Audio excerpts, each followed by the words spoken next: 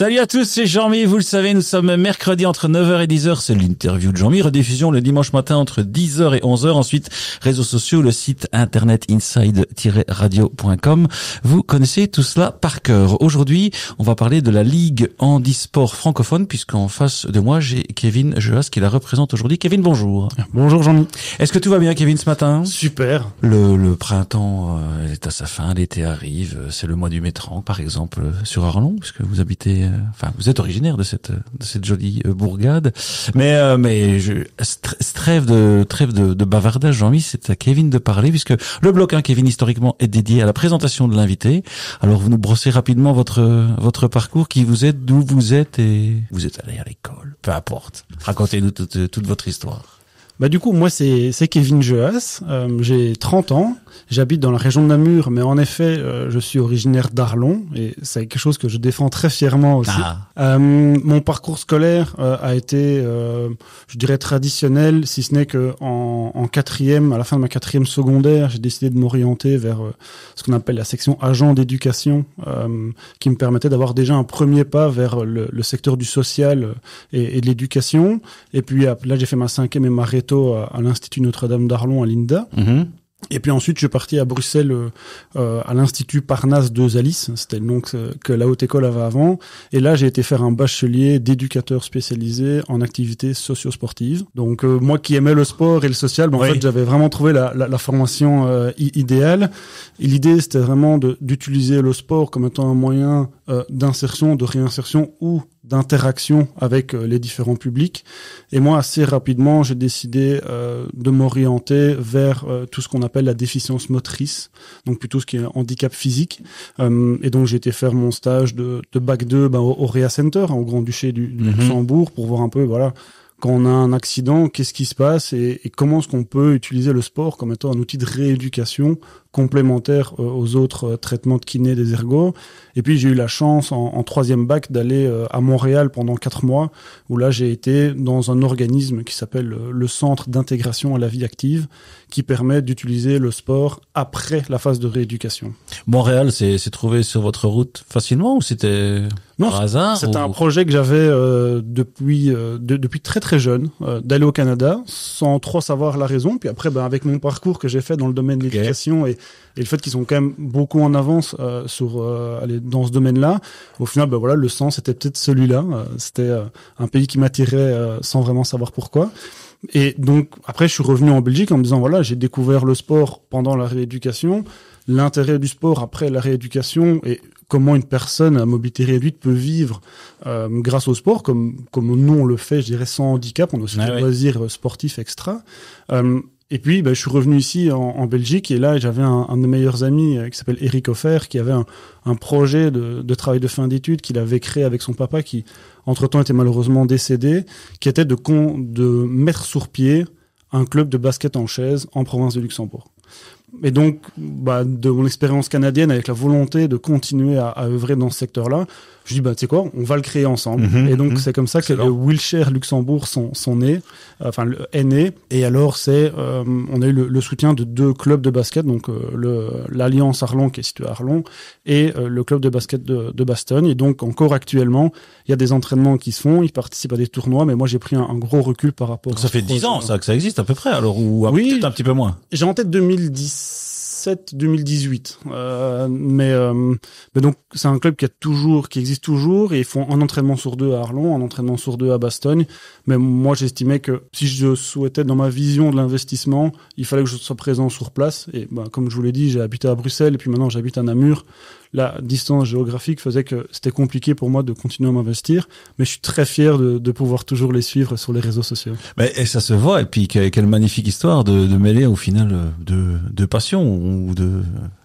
Oui, je pense qu'on peut dire de passion dans ce cas-ci. Aider les gens et le sport.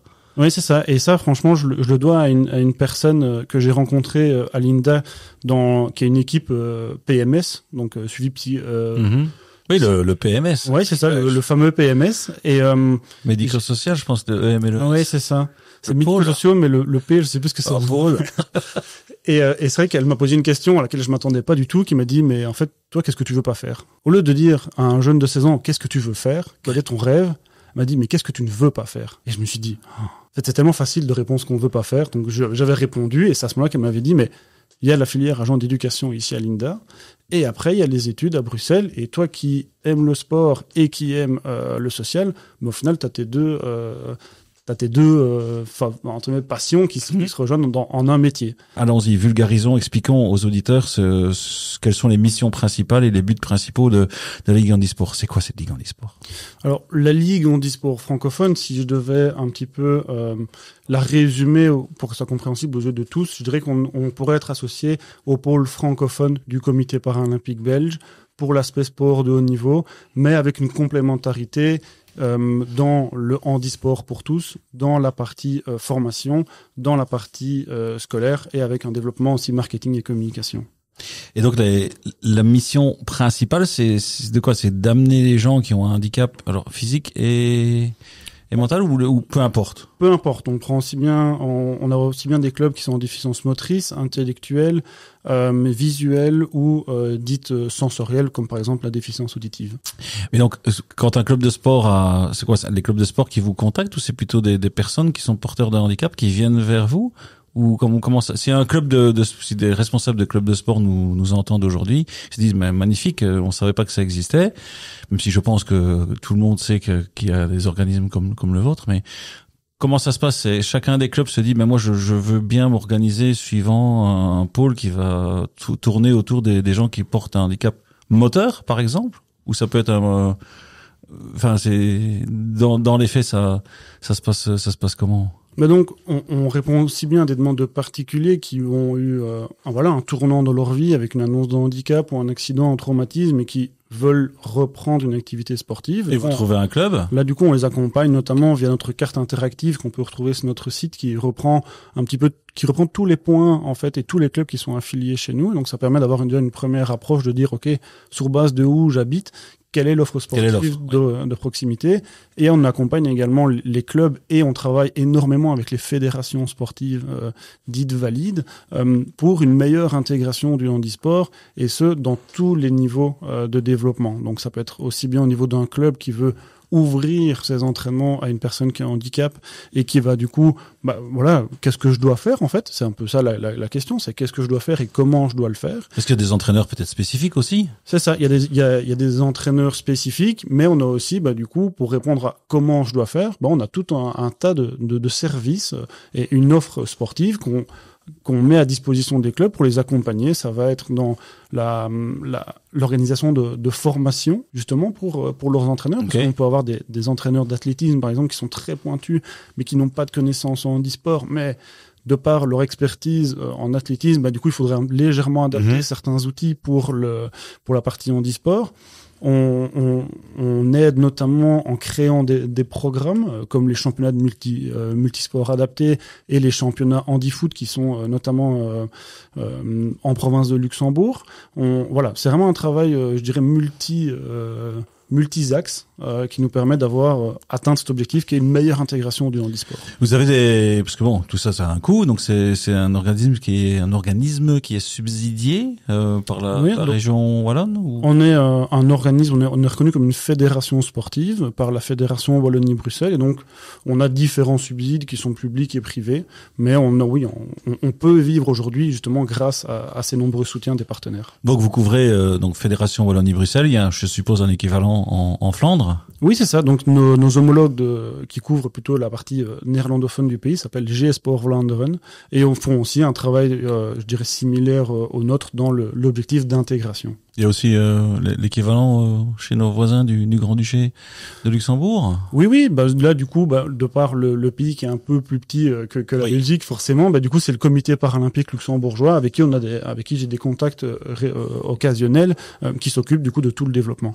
Et qu'est-ce que je voulais vous poser comme question, Ken, vous savez ou pas? Oui, les disciplines proposées, est-ce que vous êtes vous avez une liste ou alors suivant les clubs qui arrivent, vous restez ouvert à toute proposition pour faire découvrir de nouveaux sports? Alors, on est évidemment ouvert à n'importe quel sport. Notre but, c'est que peu importe le club qui nous contacte et la discipline qui vient représenter, qu'on puisse l'accompagner. Après, il est vrai qu'on va un step plus loin dans certains sports. et ces sports dits prioritaires sont jugés prioritaires sur base de est-ce qu'ils sont paralympiques, oui ou non, et aussi quelle est la dynamique que la fédération valide partenaire veut, dans quelle mesure elle veut s'impliquer dans ce développement. C'est généralement ce paramètre-là qui fait que une discipline peut passer prioritaire. C'est vraiment le niveau d'investissement que la fédération valide veut mettre. Mais les sports qui sont en général les plus demandés ou les plus où il y a le plus de personnes qui jouent, c'est quoi? Ça reste le basket, ou moi je pense au basket par exemple, au tennis. Alors nous on a fait, je dirais qu'on est plus connu en Belgique pour les sports individuels. Si on prend l'exemple des derniers résultats aux Jeux paralympiques, qui sont quand même le reflet un petit peu de ce qui se passe en dessous. Oui. On est très présent en athlétisme, en natation, en cyclisme, en équitation, en tir à l'arc. Voilà, ça c'est, je dirais, 5 sports principaux sur lesquels on est présent, mais on développe aussi des projets plus spécifiques en handi-foot ou en para-hockey, en golf, en triathlon. J'ai vu le CSI Foot aussi. Oui, c'est ça, il y a le CSI Foot. Là, du coup, le CSI Foot, on a quelques clubs, mais c'est un sport collectif, donc forcément, par principe, c'est plus difficile à développer, donc on essaie d'axer davantage vers des sports individuels. J'ai vu qu'il y a des championnats multisports adaptés, des journées activités physiques adaptées également. Vous nous parlez de tout cela pour qu'on se rende compte concrètement, si on fait partie de la ligue, voilà ce qui nous attend. Oui, la première chose, c'est de dire qu'en province de Luxembourg, on a quand même la chance de pouvoir compter sur le service des sports de la province, qui chaque année met en place un appel à projet qui s'appelle Bouge ton sport en inclusion, qui a pour but de soutenir des clubs ou des activités, des mouvements handisport, et en leur octroyant un petit soutien financier. Et ça, c'est en collaboration avec nous. Ça, c'est pour vraiment la partie province de Luxembourg, de manière générale. Après, pour les grandes dates à retenir, on a eu, il y a pas tellement longtemps, le festival handisport à l'église, qui là a pour but d'être une journée de découverte et multisport avec des clubs handisport locaux. Vraiment avec cet objectif de mettre en contact les clubs handisport déjà en cours de développement et du coup tout le public avec un handicap, quel qu'il soit. Après, on a aussi le championnat multisport adapté en handi-foot, où là, du coup, la province de Luxembourg est répartie dans 2 championnats, celui Namur-Luxembourg et Liège-Luxembourg. On a également le 26 juin une grande journée de découverte du para-hockey sur gazon à Arlon. Ok, donc 26 juin à Arlon. 26 juin à Arlon, dans les nouvelles installations du club. On a aussi en septembre un autre festival handisport, donc pour ceux qui auront loupé celui de l'église, ils pourront se rendre à celui, j'ai en tête début septembre, à Garissard. Donc tout ça on le retrouve de toute façon sur le site internet. Oui, c'est ça. Donc sur notre site, il suffit d'aller dans le calendrier. Donc quand on est sur la page d'accueil, il y a 3 petites barres parallèles au-dessus à gauche. On clique sur les 3 barres parallèles, dans les menus déroulants, il y aura le calendrier, et là ça reprend l'ensemble des projets avec la possibilité de mettre le filtre pour la province qui nous concerne. Ok, donc le site de la Ligue handisport francophone. Oui, c'est ça, exactement. J'avais pas prévu, mais je sais plus si c'est les BD, c'est de 7 à 77 ans. Mais il y a des limites d'âge basses et hautes pour faire du handisport, ou vous accueillez tous ceux qui ont le besoin? On accueille tout âge. Après, c'est je vais pas faire parallèle avec la BD, mais c'est sûr que si on a un enfant très très jeune, on va plutôt partir sur de la psychomotricité s'il est vraiment très jeune. Mais sinon, il y a pas d'âge à partir duquel on peut commencer le handisport. Et d'ailleurs, ça me permet de faire un parallèle avec un des projets qui est en cours, qui s'appelle le projet New Generation, qui du coup a pour but de détecter, de trouver des nouveaux talents pour préparer les Jeux de Los Angeles en 2028 et de Brisbane en 2032. Oui, parce que ça, c'est pas que faire du sport, c'est qu'aussi il y a la carotte ultime, on va dire, d'aller aux Jeux Olympiques, c'est pas rien. Oui, c'est ça. Du coup, je dirais les athlètes sans handicap ont les Jeux Olympiques. Nous, le handisport, on a les Jeux Paralympiques. Et c'est vrai que qu'on ressort des Jeux de Paris qui ont été quand même une belle mise en lumière de l'ensemble du mouvement, avec nos athlètes qui ont performé de manière exceptionnelle. Et donc voilà, ça nous fait de nouveaux ambassadeurs, et on espère qu'il y avait des petits garçons et des petites filles qui étaient derrière leur écran et qu'on va les retrouver sur nos événements. Vous avez aussi l'impression qu'on a, derrière les événements qui arrivent, oui. Exact. Excusez-moi de vous avoir coupé la parole, mais il me semble que depuis quelques années, et c'est peut-être parce qu'on est en train de le faire là, on part de la Ligue handisport francophone dans ce cas-ci, mais j'ai l'impression que c'est plus médiatisé, on va dire. Donc on entend plus parler maintenant des Jeux paralympiques que voilà peut-être 10-15 ans. Ça, ce sentiment-là aussi? Oui, c'est ça. Je pense que c'est multifactoriel. On a en effet beaucoup plus de reportages sur le monde du handicap. Je pense qu'on a aussi beaucoup plus de médias. Et moi, si je le vois, je le vois sur mes événements, les médias de proximité, donc plutôt les télés locales, sont de plus en plus présentes sur nos événements. Et puis, c'est vrai que de par le travail qu'on entreprend avec les clubs, avec les fédérations, il y a aussi de plus en plus d'événements handisport ou dans lesquels le handisport est présent. Et donc, de plus en plus d'opportunités aussi pour les médias de relayer cette info. Et puis vous avez, j'ai vu dans la liste des clubs partenaires, on va dire, des noms qui résonnent pour ici chez Insane Radio, Garissard Thérapie Programme, le Royal Cercle de Tir Arlonnais, le Cercle d'Escrime de Namur. Donc il y a énormément quand même de clubs que vous aidez. Soyez fiers. Oui, je pense que j'ai peur de dire une petite bêtise, mais je pense que à l'heure actuelle, on a 235 clubs qui sont affiliés chez nous, évidemment dans une multitude de sports. C'est ça qui fait un peu notre spécificité, c'est qu'on est une fédération sportive certes, mais qui gère du coup, je dirais, du multisport.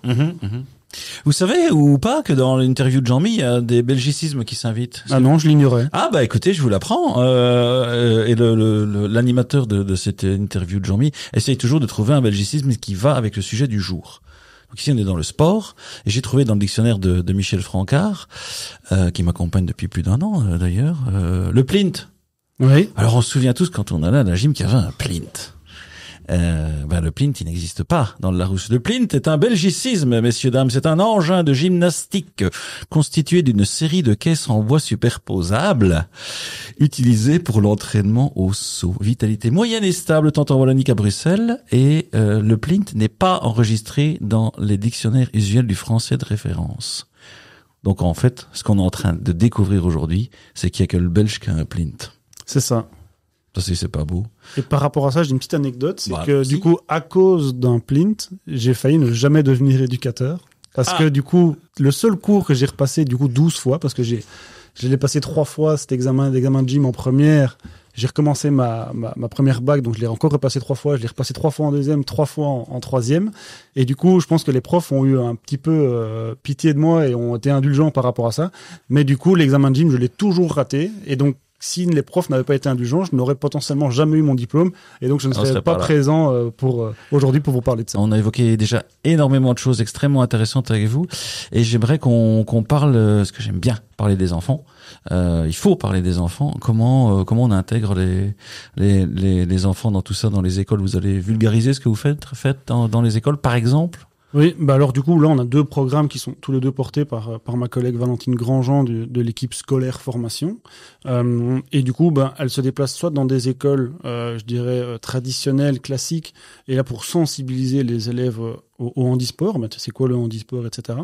Ou alors elle va également dans des écoles spécialisées ou dans des écoles où il y a un élève qui a un handicap, et là du coup on vient un peu transformer le cours de gym en un cours handisport, et donc ça permet du coup déjà d'avoir une sensibilisation des élèves qui n'ont pas de handicap à c'est quoi le handisport, mais ça permet aussi du coup d'avoir la possibilité pour cet élève ou ces élèves qui ont un handicap d'avoir un cours d'éducation physique qui leur est vraiment dédié et vraiment centré sur eux.